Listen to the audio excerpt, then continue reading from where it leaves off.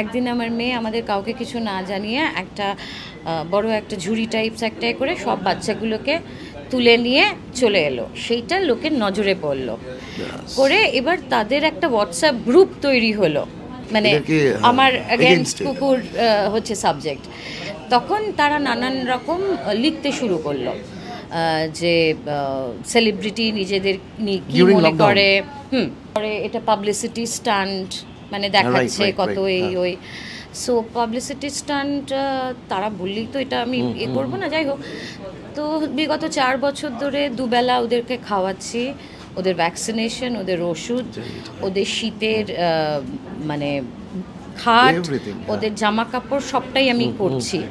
তো এটা তো আর পাবলিসিটি স্টান্ট এখন তারা হয়তো বোঝে না, বুঝলেও আমার কিছু যায় আসে না। ভাবিনি যে এই রণংদেহী বিষয়টা আমার মধ্যে আছে।